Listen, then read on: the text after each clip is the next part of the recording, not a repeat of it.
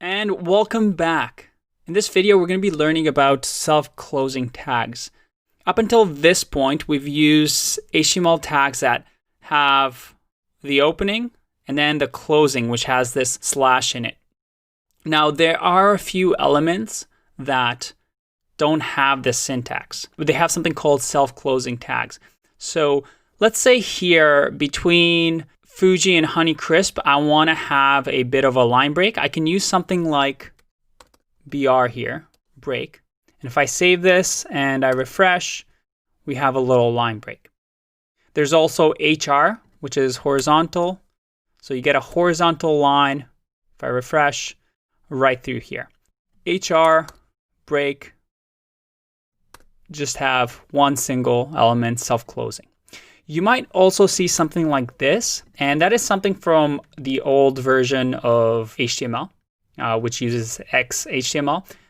You can read up more about it on your own, but just keep in mind that with HTML5, we're just going to be using this. So obviously on web pages, there's going to be images. So would it be nice if there was a picture of a Fuji apple here? Let's see how we can do it.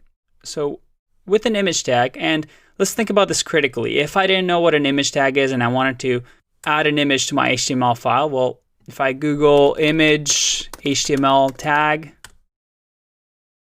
again, one of the first websites that pops up is the W3 Schools.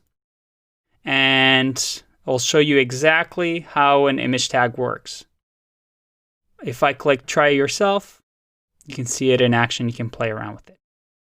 But you can see here that an image tag is a self-closing tag. There's no closing image tag, just one single tag. And if I do image, and we have something called source here. And this is something called an attribute.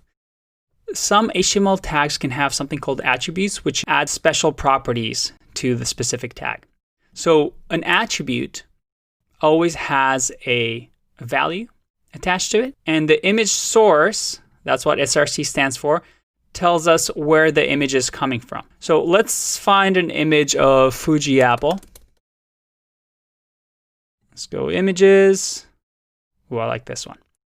Let's do view image, and it'll give us the link of where this image is. So I'm just going to copy that, paste it in here. Let's go back to our example here. We can see here that there's a few more attributes that we can add to an image tag. But for now, we can just leave it here. Close the tag.